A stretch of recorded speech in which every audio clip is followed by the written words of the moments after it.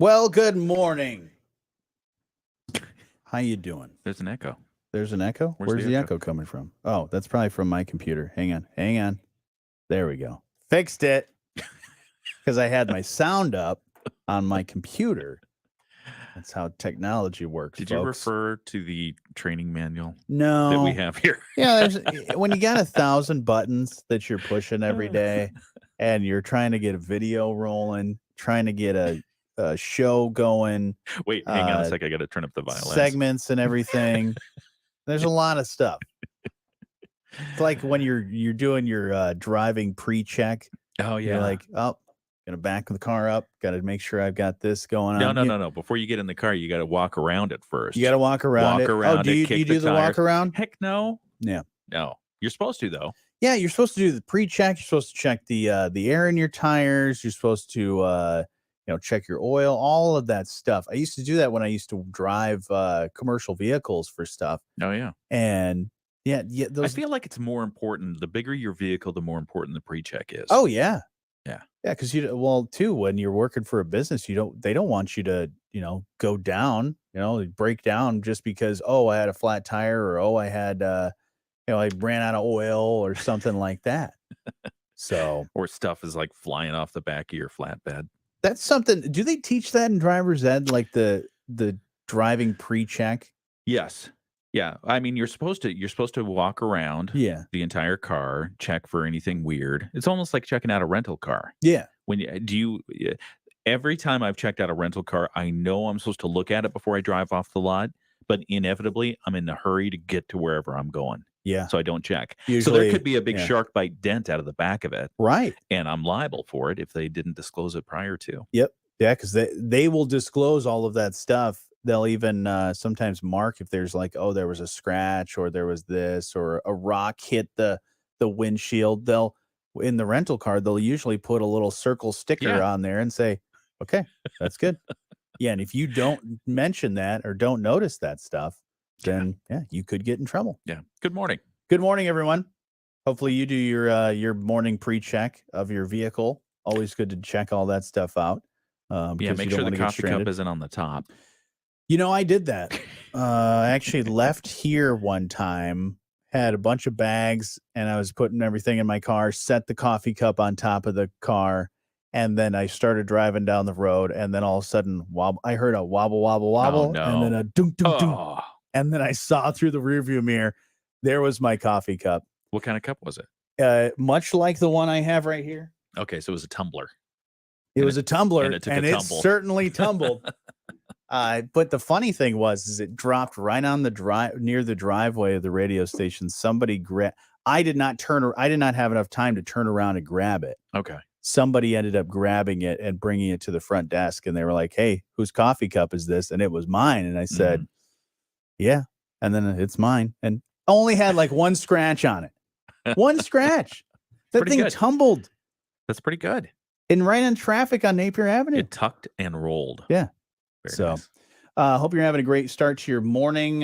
We not only have a live stream going on where we talk about a lot of the stuff behind the scenes, but we also have a great new segment called Always Learning with our friends from Barry and Risa. We might share a little bit of that with you.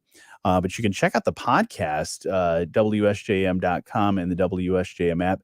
Maybe you see a Barry and Risa vehicle taking kids to other schools, maybe like Blossom Land Learning Center, or you see Barry and Risa people at your school district, and you wonder, what do those people do? What is the behind the scenes sort of work that's being done? And I will say, I've been having conversations with these folks, and there's a lot. Yeah, there is a lot. I mean, I'm learning what RISA even means, what an ISD is. Because not every state has an intermediate school district opportunity. Right. Michigan does. Mm-hmm. Yeah. Yeah, and there's some really cool things that they're doing. And so, we've kind of been uncovering a lot of that stuff in this segment. We're going to be doing this every Thursday at 7:00. So if you want to hear, do you want to hear a little bit? Sure. Want to hear a little bit of this conversation? Yeah, let's do that. Well, then we can come back and talk about your shirt. Oh, all right. Yeah, we can do that. At Barry and Risa, we're calling this Always Learning with Berry and Risa, and I have Eric Hopstock. He is the superintendent there at Berry and Risa. Hello, Eric. Hello, Johnny. Good to be with you. Because should I call you Mr. Hopstock? I don't know. You're being in education. I feel like I should call you Mr. Hopstock. Well, it'll be Eric and Johnny. Okay. Let's do it that way. I love that. And I love the great work you guys do at Berry and Risa. And this is not only a good time for people in our community to learn more about what you guys do, but for me as well. I mean, I know I drive by and see Berry and Risa. I hear about Berry and Risa, but sometimes people may not always know about the great work that you guys do. So let's kind of talk about some of the great things that you guys do at Berry and Risa. Yeah. So Johnny, let me just start. What is an intermediate school district in our county? It's a regional education service agency, and there are some of those names.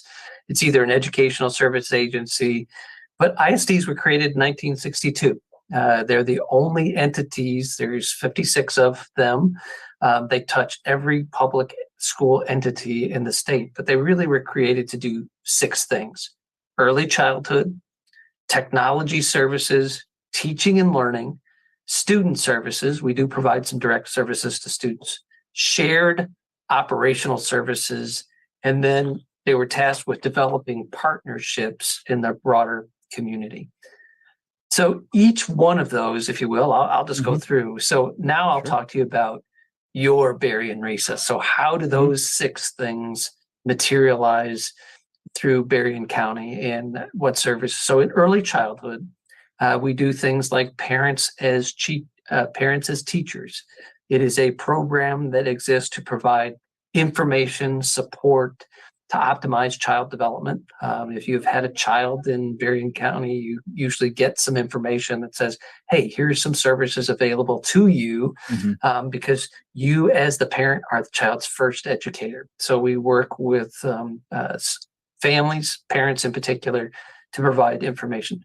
Early on is an early intervention system, birth through 3. So if you have a child that's having some developmental issues, or you're just concerned about it, you want to ask somebody that's trained, we provide that level of support. The Great Start Readiness Program, which is preschool for 4-year-olds, we help coordinate that for over 600 students in Berry County every year.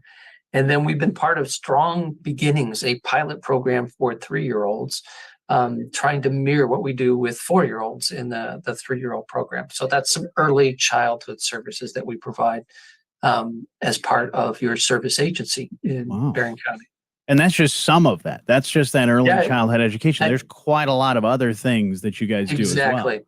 Exactly. So in technology, which is the second broad area, a lot of people don't know we host the internet services for a number of our local districts. In other words, it is piped in through fiber optics here, and then we host that service back out to a number of local districts. We all use what's called a student information system. That's where we keep all the electronic records on students. That's called PowerSchool. And we actually coordinate that for all the schools in Berry County and a number of schools in Cass County. So we go cross county on that. We have 25 school districts that use Skyward. It's going to an upgrade, but it is a business service that they do all their books in. And we sort of run the behind the scenes network so that those can be accessed. We provide data analytics to our local districts. They don't have the time maybe to analyze some of the student. So there you go. As the folks from Berry and Risa are talking on the show, telling you about behind the scenes, you're jumping behind the scenes on our stream. Hello. We've got some wonderful people that are watching. Feel free to comment on what you're doing today, whether it be you want to comment on what we're talking about on the show, or ask a question, you want to just say, hey, give us news tips. Tips. We like news tips. Yeah. You were mentioning my shirt today. Yes. This is your first time seeing this shirt? This is the first time I have seen you wear that shirt. Okay. Yes. I've had this shirt for probably 3 or 4 years. Okay. I think. It's holding up well. minimize that because I don't want to see myself and then see myself again. So yeah, this is an avocado shirt, and I believe I got this from my my mother-in-law. Oh, who actually started buying me a lot of wacky. Like I started buying a couple offbeat type shirts okay. that have little weird either vegetables or Fruits. It's flamingos or random fun little beach type shirts. And then she got me this shirt, I believe. Oh. And I like it. Do you like avocados? I do enjoy a good I avocado. love avocados. I mean, avocados are they're high in all kinds of different things. The good fats, right? Also, they got the good fats. I think so. But they are also called the alligator pear. The alligator pear. Yeah. Hmm. Because it's got the little things on it, the bumps. Avocados are one of those that, they're delicious, but like, when somebody saw those, yeah, when they were like out growing in the wild, I'm sure at first they were like, I'm going to eat that. Because like you look at a pineapple. Do you think they bit through the skin? Yeah. And because it's a tough, leathery skin, yeah. like you said, the alligator. Yeah. It's a tough, leathery skin. So that's a great example or analogy of what they are. But I just can't imagine looking at an avocado and saying, yep, I'm going to eat that. My fun fact, my grandfather had an avocado orchard. Oh, really? A grove, as it were, down in when he lived in his retirement house in California, down in Southern California near San Diego. So do they grow very tall trees? Almost tall like trees? Yeah, very tall trees. Like a poplar. Okay. Yeah. Oh, big ones. Yeah. Okay. Because I was thinking more like, apple or cherry trees, the ones that are, they're decent size, maybe 10 foot. I think they were fairly, I don't know how tall they were because I was just a kid. Yeah. So everything was giant. Everything was giant at the time. But no, I seem to remember that they were very tall trees. That's awesome. Yeah. I have, and then pineapples, those grow like kind of like a bush. Yeah. On the ground. But pineapples are another one of those that like somebody said, hey, you know what? I'm going to eat that. Yeah. Coconuts, another one where it's like you got this one thing that's hard as a rock with another thing inside of it that's also hard as a rock. Yeah. And somebody was like, yeah, there's water in that. What? And quick search of the Googles. Avocado trees grow from 15 to 35 feet tall. Wow. Yeah. So if you have a 35-foot, and I remember because I asked if we could go pick the avocados, and he's like, no, that's too dangerous. And that's why. So how do you pick an avocado? Maybe you use those big the pole with the blades on top. Well, I'm wondering, or maybe you do it like, have you ever seen when they harvest? Trees? Yeah, they shake them. They harvest like cherries and blueberries like that, where they just grab a thing, drives up to it, shakes it, and they drop in. Blueberries? Do they do that for blueberries? They do that for blueberries. Do you know sometimes. how they do? Have you ever seen a cranberry bog when they do that? I've seen them. I've seen them on the Ocean Spray commercials. Yeah. Well, and videos and stuff. Yeah, like so they grow and then they flood it, and then that's how they show up. They get them out. Isn't there a cranberry bog around, like a cranberry farm around here somewhere? That'd be cool. I believe there is. If somebody wants to confirm, I know you're going to Google it. I am.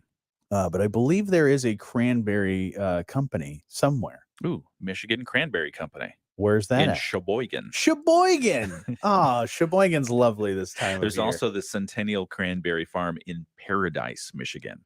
Okay. I think I need to go to Which that's a little Paradise, closer, Michigan. isn't it? Than Sheboygan? Well, let's see. Where is Paradise? That is way the heck up there. Oh, okay. That's like over. That's up on the UP. Where on the hand are we? No, it's off. The mitten. It's up there. It's on the UP. Oh, so it's up here. It's on the Upper Peninsula. All right. All right. Wait. Am I right? Yeah, I think so. Somewhere. Yeah. Are we going to talk about the plane? They're calling it. Can we say that on the YouTubes? What? You can say anything on YouTube. They're calling it the poop plane. The poop plane. Yeah. Really? Should we talk about that on the air? Yeah, I think so. You heard about this, right? You told me about it yesterday, and actually Jocelyn was she was looking up stuff, and she said, "Oh, the Google trending just popped up And I said, "Oh, what are some of the things that are trending right now?" She said, "Diarrhea on a plane." Yeah. And I said, and then another one was the Peyton Manning, the Manning cast auditions. Oh. There's a video that's really funny video. If you're into sports ball, Okay. you'll get all the references and the special guests and the people that are on. I noticed there. how you diverted the flight to the plane Yeah. from the plane topic. Yeah, but we'll get to the. I don't want to give too much All of the right. plane Okay. story. Yeah, I think we could. Is it well? I guess asking those watching on this, are you done with breakfast? Because this next chat is going to be I think we could do it this next go around. All right. Because it's a bit of a nasty one, but it also has you thinking, like, what would you do in that situation if you were one of the other passengers? You think about back to when you were in school, right? And you had the pukey kid on the bus. Okay. Like, what did you do? Got away. Yeah. From the pukey kid. Yeah, you try not to be friends with that pukey kid because they get motion sickness or whatever. So yeah, we'll talk a little bit more about that here in a moment. But there's a lot of other news and happenings that are going on. A lot of people getting in trouble. Everything from we mentioned the vandalism people, but also we had some political chat about a lot of people being indicted.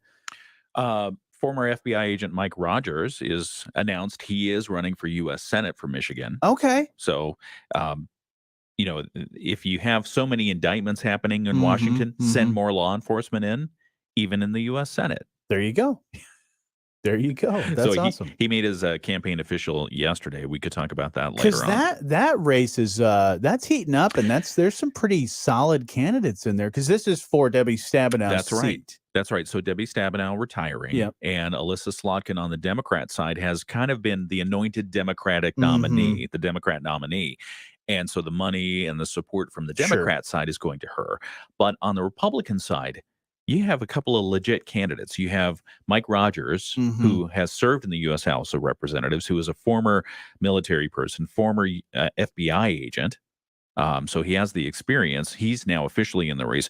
Peter Meyer, former U.S. representative, is also, he's formed a committee to look at it. So those are two big legit names that have the power to, or the draw anyway, to get some interest from not only Michigan money, Republicans, but potentially the national piece as well. I think the Republicans are going to see this as a potential pickup seat, and so they're going to go hard at it. Man, and it's going to be interesting. That'll be good for advertising, though. Oh yeah, I can't wait when those come in. When that money starts coming in, that's going to be great. Yeah, we got to think of the bottom line here, the people. positive, the silver lining. Exactly. Well, we'll get back to the show here live, but yeah, we will have that chat about what happened on a recent Delta flight.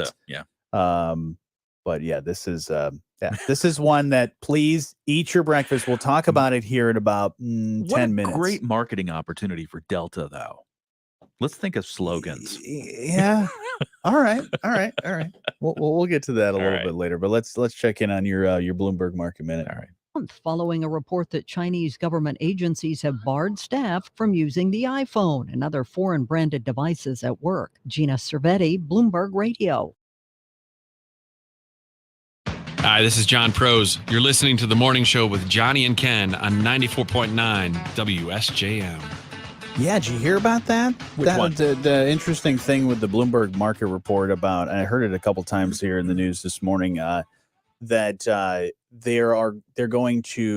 China is going to bar people from having an iPhone. I did see that, which is crazy. Yeah, that's a big it's a big thing that they're doing. It's kind of the combating the whole TikTok ban that's been happening in a lot of government phones, state and national. So government. If government officials are no longer allowed to use the iPhone in China. And even as that trickles down, because everything that is China is part of the state government. Sure. That's huge for Apple. Right. Because that's the big market. If you build something and you're global, you want China as a market. Well, and that's the crazy part is that at what point if they're saying this, at what point does China say, hey, we're also the ones that are building your iPhone. Absolutely. What if we decide instead, you guys can design it over in California and you can go ahead and build it there too. Yeah. That's going to make, you see the price of the iPhone right now. Imagine if it's made somewhere take out else. a loan to get out an iPhone. Yeah. So yeah, it's crazy. Well, part of it is there's a culture in a great portion of Asia that has no issue whatsoever borrowing, stealing intellectual property. Sure. And so if they're making it, they have the designs to do it, and they could make it themselves. That's fine. It's the new innovations that has kept that relationship going. And if they decide, well, that's an end to it, it'll be an interesting new era. Yeah. And then where do you manufacture the phone? Speaking of Apple, I saw this too. You know how you have the Chromebooks, the Google Chromebooks. I know some kids probably have them in school. Yep. They're pretty cheap. They're like, you can get them for like $150. Like disposable computers. Yeah, and they work great. Yeah. Well, MacBook, you know how expensive those are, and I know you do because you have one. They're actually considering making an ultra cheap, as I put the quotations in there, ultra cheap version of the MacBook to compete with the Google Chromebooks. It's smart. It's a smart move on their part, as long as the quality remains. They said they're gonna use cheaper parts, but who knows what the price point is actually going to be. They haven't said what they're not gonna go to that $150 range. They're probably gonna be $300 or maybe $500. $300 is, I think, say pretty good. Well, with inflation being what it is, you could buy a loaf of bread or a disposable MacBook. Exactly. Can't eat the MacBook, though. No, even though there's an Apple on it, you can't eat it. But today's going to be a pretty nice day. Cloudy, a chance for some rain, high 70. Later on tonight, it's going to be down to 58. Coming up here in just a little bit. Hopefully, you have had your breakfast. Oh. Okay. Because there is and I'm sure people have been seeing this in the news and may or may not have heard about this, but maybe you've been trying to avoid it. Maybe you've been trying to avoid it. But one of the top trending stories yesterday was something that happened on a Delta flight. Yeah. That let's just say it got a little messy. Yeah. And in the day and age of social media, more stuff's coming out about it. Oh, more stuff coming out again? Oh, not that was a double entendre. Okay. Yeah. All right. Well, we'll get to that in just a little bit and catch you up on some other news as well. Sports coming up right now. Let's find out what's happening with WSJM News. WSJM News now. Team coverage from the WSJM newsroom on News Talk Sports 94.9 WSJM. In the WSJM newsroom, I'm Michael Arney. St. Joseph City Commissioners are hammering out a deal with Curious Kids Museum for the museum to purchase its building at 415 Lake Boulevard. Wednesday, commissioners heard a committee proposal that would enable Curious Kids to buy the building from the city at the museum's offered price of $500,000. The committee is suggesting a 5-year land contract between the two parties, requiring the museum to make some of the improvements and additions that it's seeking, while leaving some wiggle room to account for how much they can raise from donors. The proposal also includes a stipulation that the city be given a right to buy the building back at its appraised value should the museum cease to function at the property through 2045. After yesterday's commission discussion that'll be changed to in perpetuity, Mayor Laura Goose said all parties are acting in good faith despite snags. We are trying. We really want to see this happen. We were the ones who said dream big. So it's unfortunate that there's some animosity. Honestly, it's unfortunate. Museum Director Lori Marciniak couldn't comment to us on the city's proposal, saying she needs to take it back to the museum board. However, she did say she's pleased the talks continue. The museum is seeking to buy the city-owned Memorial Hall, which it leases following a fire last year. Its goal is to do major renovations, which Marciniak has said will be easier if the museum outright owns the building. Negotiations continue. The city of South Haven will hold its inaugural Touch a Truck event on September 27th from 3:30 p.m. to 6:30 p.m. at the Huron Street Pavilion. City Manager Kate Hosier says the City Council approved it at Tuesday's meeting. We're kind of building off of the Night Out event that we had in August that was organized by Safe Kids of South Haven. And what we thought about doing is, one, making sure the community knows who we are and what we do. It will feature trucks from South Haven Area Emergency Services, the Police Department, and Public Works Department. The event is free and open to everyone. The South Haven Jazz Festival will return to the Lakeshore next weekend. WSJM's Andrew Green has more. Set for September 15th and 16th, the event will feature 2 full days of jazz performed at the Huron Street Pavilion in downtown South Haven. The South Haven Convention and Visitors Bureau says the entire community looks forward to the free celebration each year. In the lineup are Ted Allen and the Underprivileged, Jim Cooper and the Jazz Connection, the Grand Rapids Jazz Orchestra, Evidence Jazz Group, Pavel and Direct Contact, and Eddie Evans Hyde and the Terry Lower Quartet. The Visitors Bureau's Jennifer Sistrunk says the organizers have put together an incredible list of musicians and bands this year. The event is open to all ages. You can find out more at southavenjazzfestival.com. Andrew Green, WSJM News. Coming this month will be the last I-94 Exit 23 cleanup in Lincoln Township for the year. Lincoln Township volunteers hold cleanups 3 times a year along the highway exit to Stevensville. The group's David Driscoll tells us it's been going on for years. Glenn Youngstead started the cleanups. He headed the Lincoln Township Volunteer Corps, and they 3 times a year would do the cleanups on Exit 23. Glenn thought that was important because that's an entryway into our community, and he always hated seeing a mess along the exit. He says volunteers make a big difference with every cleanup. We pick up a lot of trash, usually anywhere from 20 to 50 large bags of trash that we pick up with each cleanup. They've collected things from whole pizzas to empty whiskey bottles. Driscoll says volunteer cleanups usually take a few hours as the crew hits each quadrant of Exit 23. People who want to help out can call Lincoln Township at 429-1589. Volunteers will gather at the Township Hall at 8:30 a.m. September 23rd for orientation. They'll be given safety vests and trash bags and some training before they hit the exit. Next cleanup will be April of 2024. Those who enjoy baking or canning are invited to take part in a cooking contest being put on by MSU Extension in Van Buren County this month.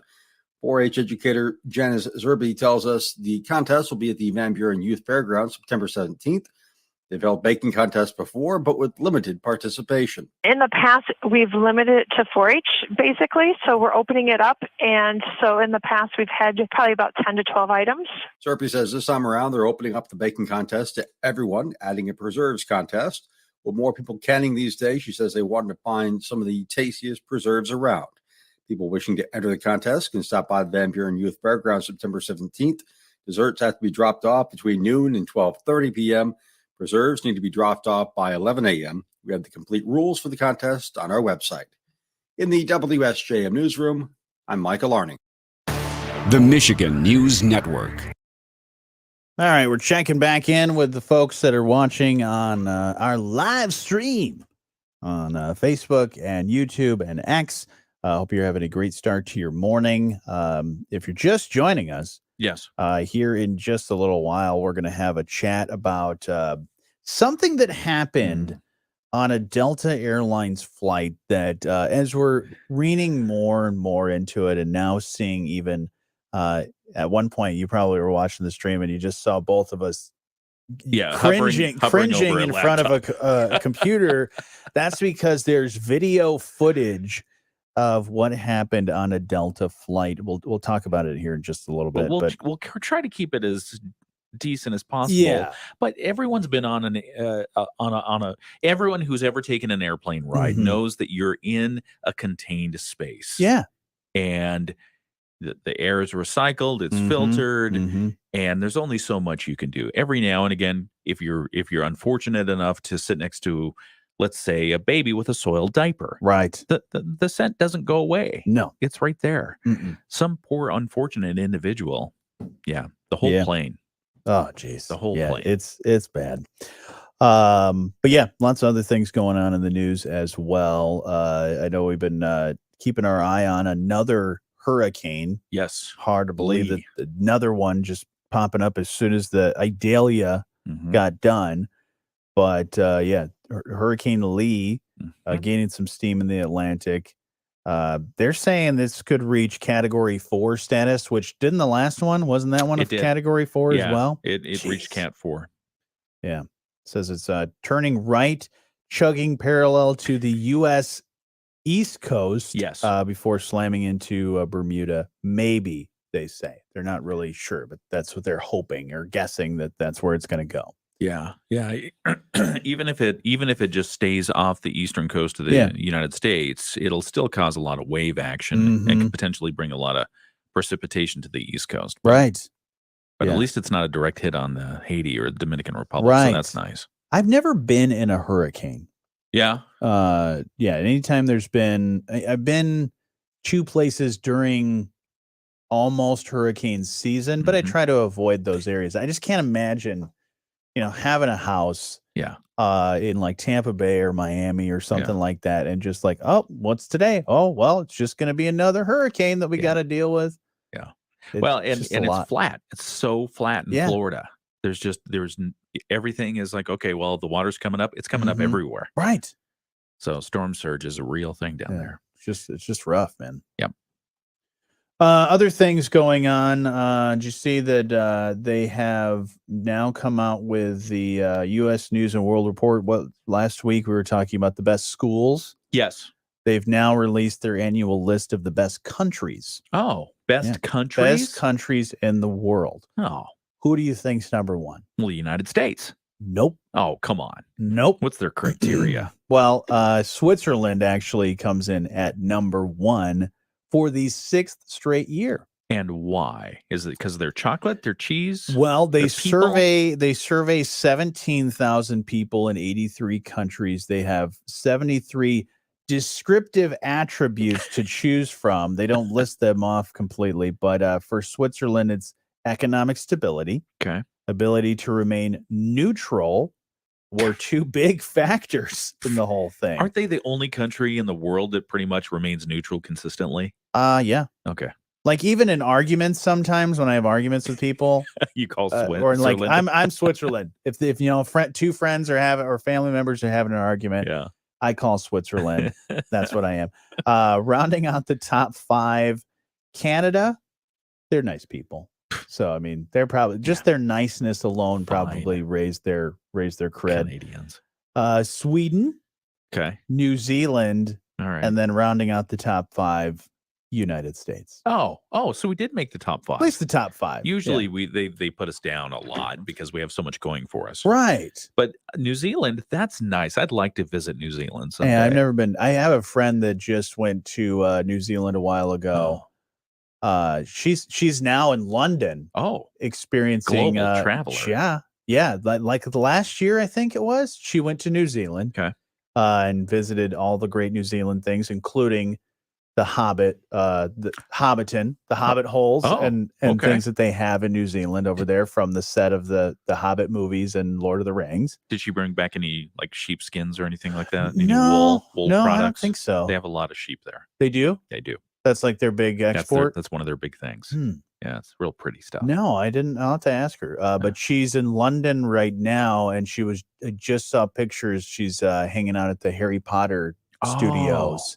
And fun. Showing off all that stuff. Oh, So that's neat. living your best life because she gets to experience all that stuff. I know she's a big Harry Potter fan. Very nice. So yeah, she and her husband are enjoying that. But yeah, New Zealand would be a cool spot. Yeah. Do they still have that really cool prime minister? She's like really awesome. No, I think she stepped Is she down. done? She stepped down. Dang. Yeah, she was young. She liked to have a good time. Yeah. Party and stuff like that with friends. I think she was probably panned for having a social gathering during the pandemic, much like they did in the UK. But I don't think that's what brought her down. I think she was just tired of the criticism. Because she seemed to be a really solid leader. Level-headed. Yeah. Seemed like it anyway. But yeah. So that's New Zealand. Yeah, it's New Zealand. Where the water But doesn't runs. everybody in New Zealand like to hang out and have a party and all that stuff? I mean, obviously not during the pandemic. That was probably not a good choice. Not advisable. But yeah, New Zealand would be a cool spot to hang. It's just such a long flight. Yeah, you have to stop off in Hawaii and refuel. Yeah. Anywhere where you have to stop and refuel the plane, it is a long flight. Like even when people are like, "Yeah, I'm going to fly to like Thailand or something like that," and I'm like, "Yeah, it's beautiful once you get there." Yeah, but you got to get there. Yeah. But speaking of long flights, we're going to be talking about a thing that happened on a Delta flight. I know a lot of people have been waiting for this story. Why does it take so long to fly around the world? Couldn't you just go in a hot air balloon, stay above the Earth, let the Earth rotate, same amount of time to get around? That's not a bad idea. I'll just wait. Wasn't it? Didn't they do that, a hot air balloon in Around the World in 80 Days? I know that was a movie. Yeah, I'm pretty sure that was a hot air balloon when they were doing that book Yeah, that's not so and the bad. movie. So Not yeah, bad. I think that sounds like a great idea, but unless they Not can gonna work. speed up the rotation of Earth, you're still going to be in the flight for a little while. All right, fine. All right. Well, today not going to be as rainy as it was yesterday. Man, we had some wicked storms yesterday. Knocked us out for a moment. It did. I I talked to Terry about that, our engineer. Yeah. And I said, okay, well, Johnny tried to restart the transmitter and Yeah. it didn't work. He said, no, what happened was that there was a hard reset. And so he had to go out to the transmitter and actually physically flip a switch. Oh, wow. Yeah. So the remote stuff wasn't working here. That makes sense.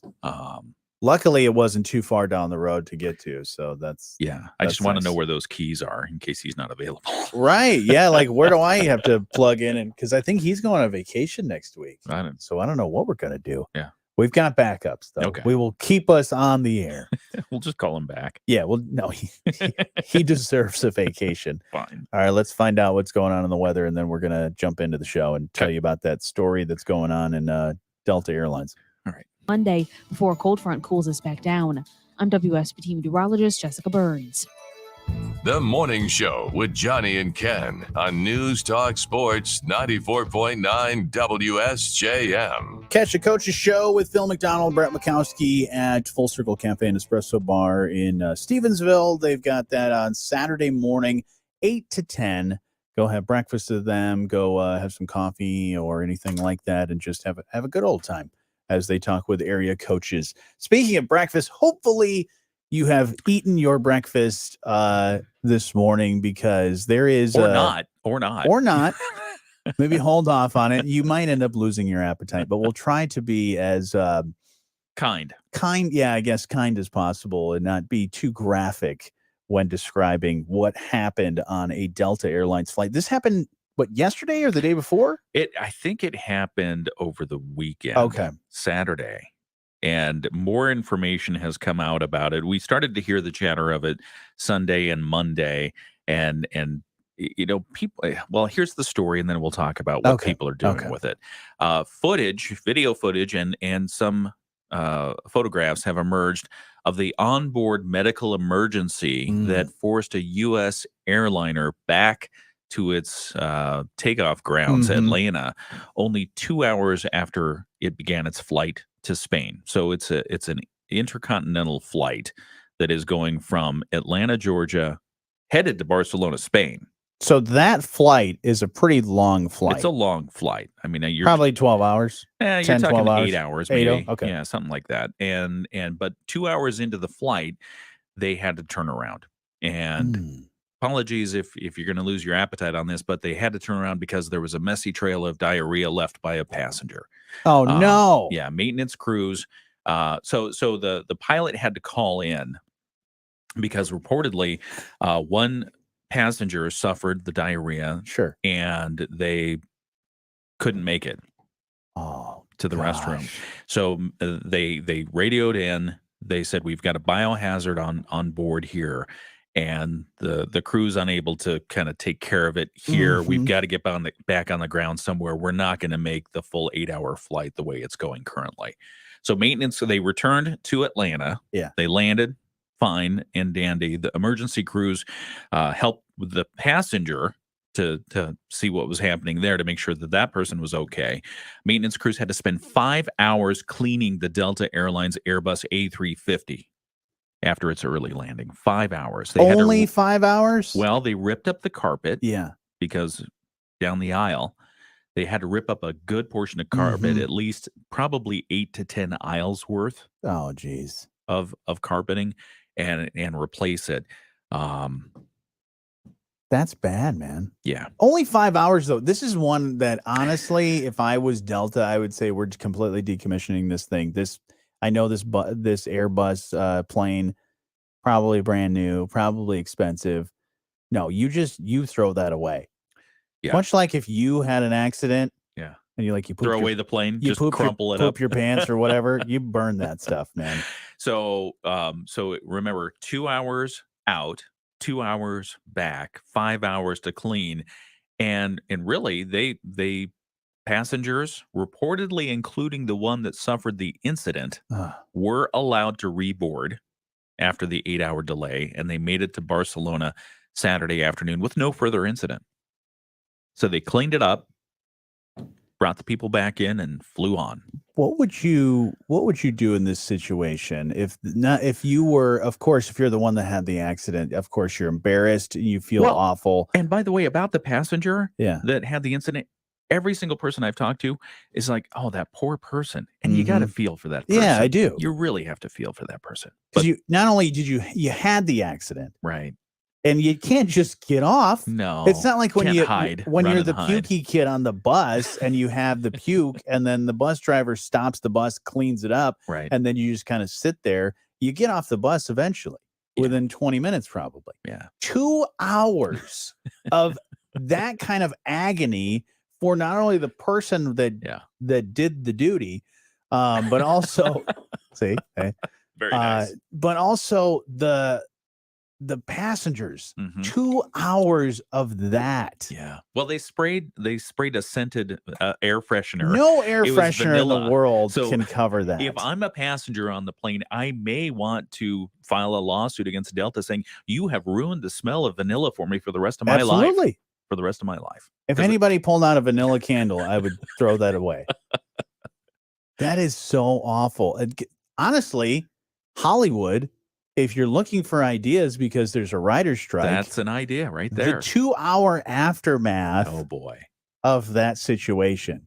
Like you could Quentin Tarantino this. You could. And like this is what happened and this is what led to it.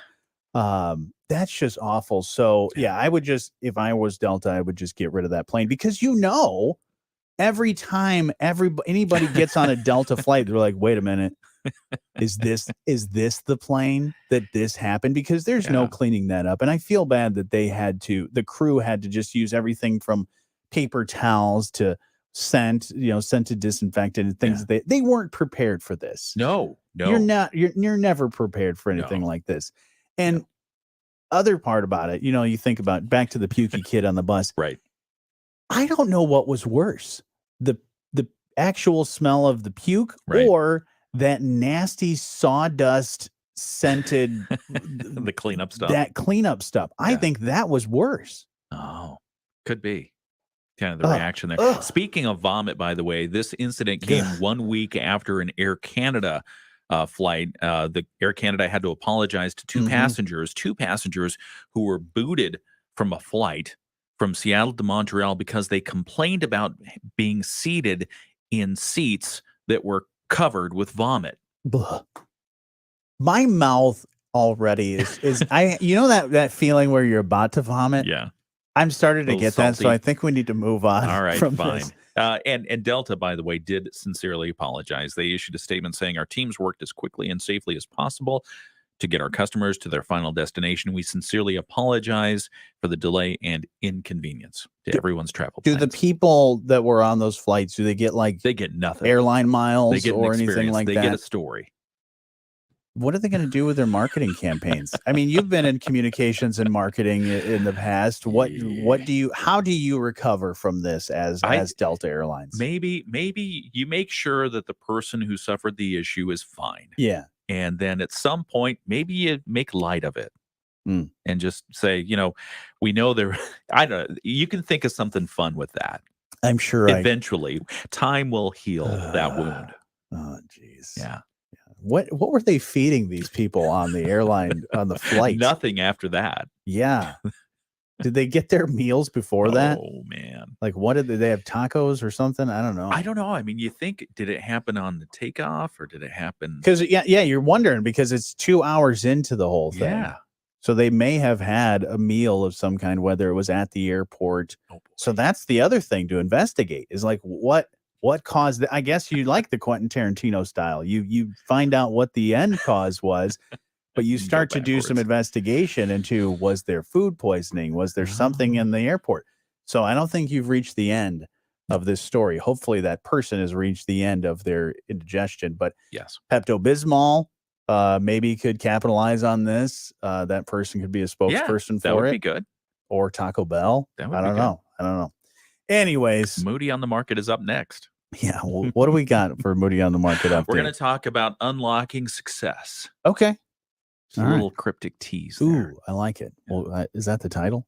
Unlocking success. I like it. Yeah. We'll get to that here in just a moment. It's the morning show on 94.9 WSJM. You love going out to eat, so I suggest you check out Dining Deals, the website where you can buy certificates to local food joints at 50% off. Places like Verde Juice Box, $10 certificate, $5. AJ's Uptown Bar and Grill, $10 certificate, $5. Joey C's Pizzeria, yep, $10 certificate, $5. Crazy King Burrito, $20 certificate, merely $10. Subway in Coloma, $25 certificate, $12.50. TJ Sports Bar and Grill, $30 certificate, now $15. To purchase your certificate, simply visit diningdeals.com and you're ready to save.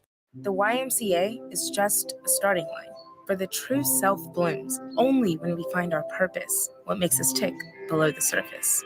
My why is diversity and unity, a safe space in my community, living with sincerity, giving every day my everything. With my why, I stand strong, seen and supported all along. It's a million faces in a mirror and everyone belongs. Find your why. Learn more at ymca.org for a better us. Did you know that when you make time to talk, read, or sing with your child, you're helping to shape and strengthen their brains for the years to come? As a father, helping my child thrive is the most important thing to me.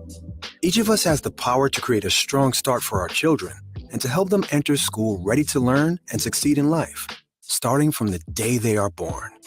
Visit talkingisteaching.org for free tips, resources, and ideas on how to transform everyday moments into magical moments for learning. This is Chokwe Pitchford, Berrien County Commissioner. You're listening to The Morning Show with Jonny and Ken, WSJM.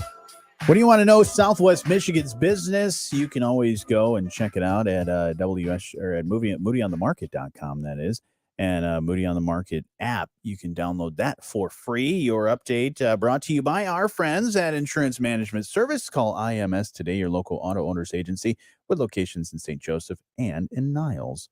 And speaking of Niles, a company that's in Niles expanding and doing some great things. Absolutely. This is a fun story. I had an opportunity to talk with Randy Easton yesterday.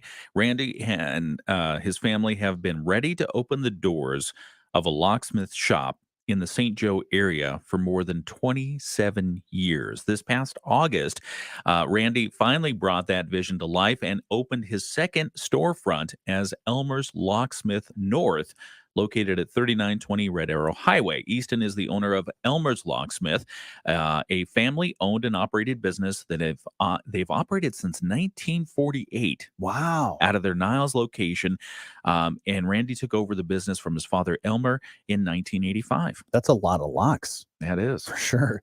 Now, in 1996, after running the family shop for 11 years, Easton had plans to expand, and he found a potential second location on Red Arrow Highway and had the lease in hand awaiting his signature. But before signing, Easton and his wife went out to dinner.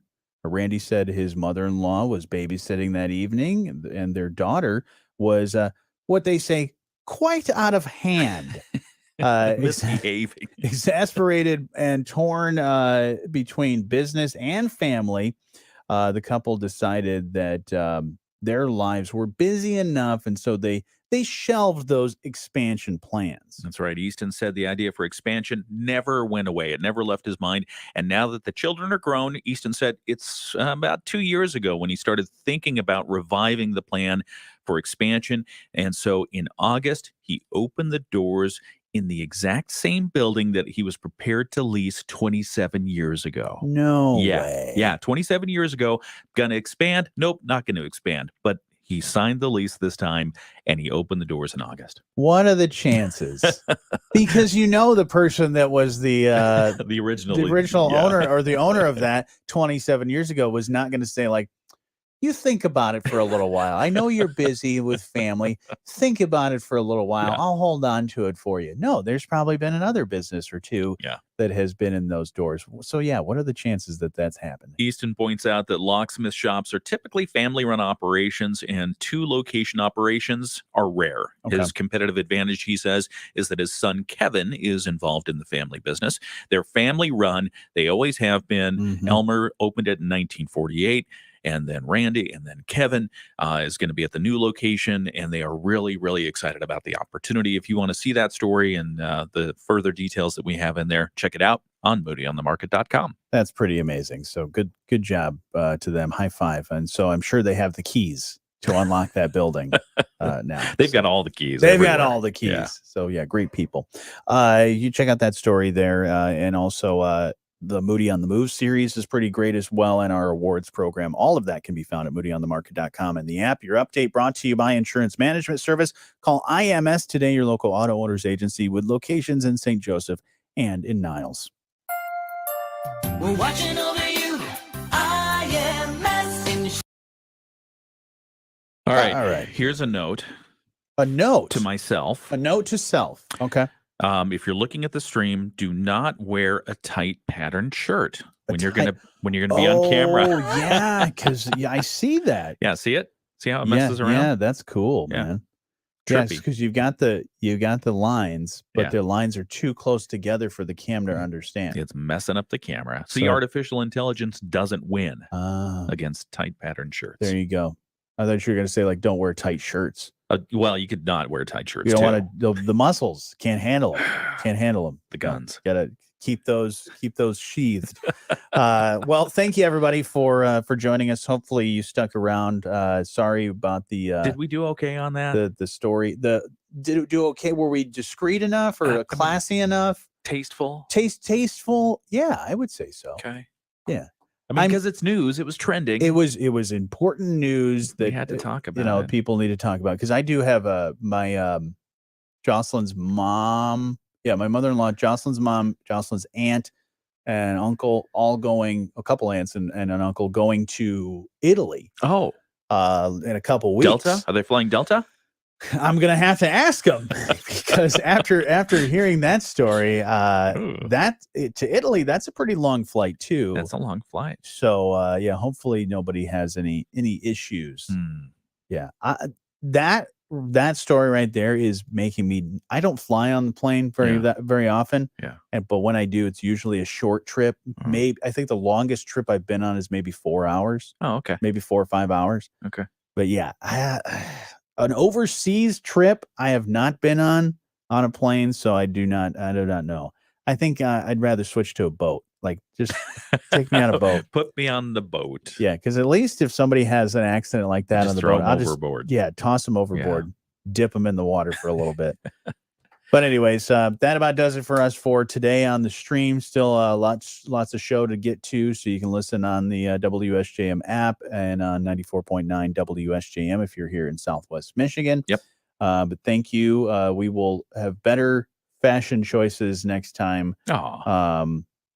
I like your shirt. No, I like your shirt too. Thank you. It's a good shirt. It's just apparently not working with the camera. Yeah, maybe we should start working in green screens, and we'll just start wearing green shirts so we're just floating heads. That's a good idea. I think that would be cool. We could try that. All right.